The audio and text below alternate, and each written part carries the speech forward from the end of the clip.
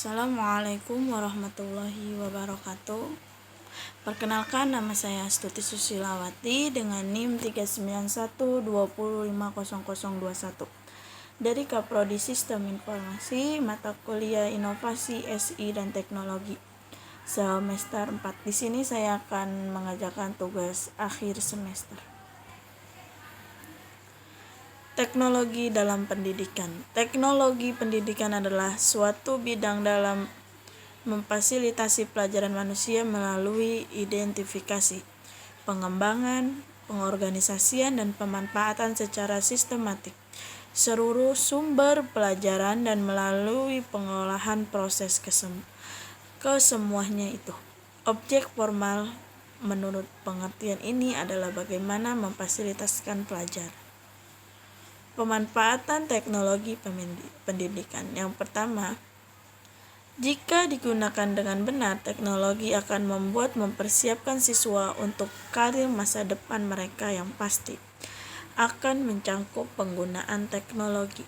Yang kedua, mengintegrasikan teknologi ke dalam kelas merupakan suatu cara yang bagus untuk mencapai keragaman dalam proses belajar mengajar. Yang ketiga, siswa dapat memiliki akses ke buku pelajaran digital yang terus tersedia. Ini akan mudah, efisien, dan jauh lebih mudah daripada harus membeli buku-buku dalam bentuk fisik. Contoh pemanfaatan teknologi dalam bidang pendidikan. Yang pertama, pembelajaran berbasis komputer. Semua orang tentu saja tahu apa itu komputer. Dalam bidang pendidikan, pengenalan teknologi saat satu ini sangat penting karena banyak sekali manfaat yang bisa diberikan oleh komputer seperti untuk mengolah file, tulisan, dan sebagainya. Dalam tingkat yang lebih tinggi, komputer ataupun laptop dapat digunakan untuk berkarya, baik itu dalam bidang desain, seni, musik, dan lain-lain.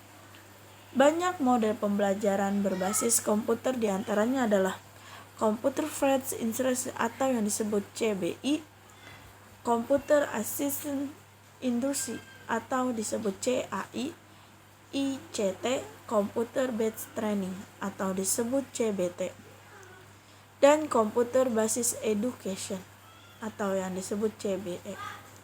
Yang dua, e-learning. E-learning adalah sistem pembelajaran yang memanfaatkan teknologi komputer dan internet sebagai media pembelajaran. Siswa dapat mengakses materi pembelajaran baik itu berupa video, gambar, teks, ataupun suara di mana saja tanpa harus bertatap muka dengan pembelajaran. Dengan mengajar, sistem seperti ini tentu saja dimiliki oleh universitas-universitas terkemuka di Indonesia.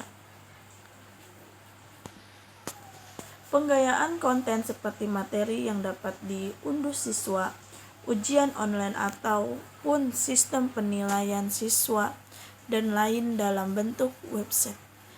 Sistem pembelajaran e-learning umumnya tidak menggantikan model belajar konvensional di kelas, tapi hanya sebagai pendukung kegiatan pembelajaran mengajar siswa dan memberikan kemudahan mengajar dalam menyampaikan informasi kepada siswa.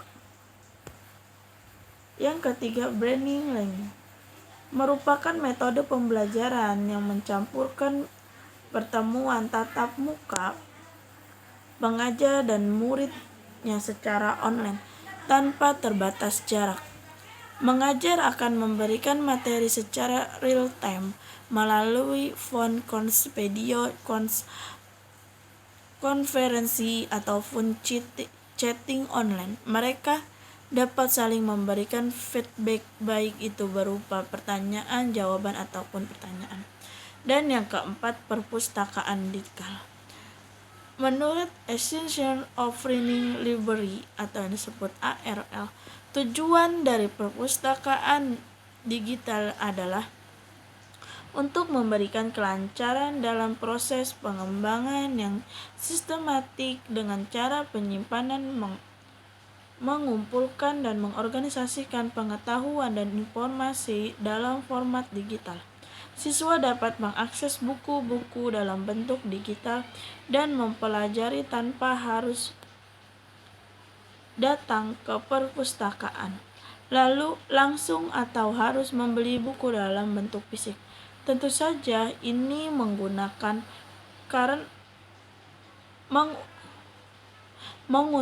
karena siswa dapat belajar dimanapun dan kapanpun. Yang kelima, penggunaan alat pendukung KBM. Proses belajar mengajar tidak melalui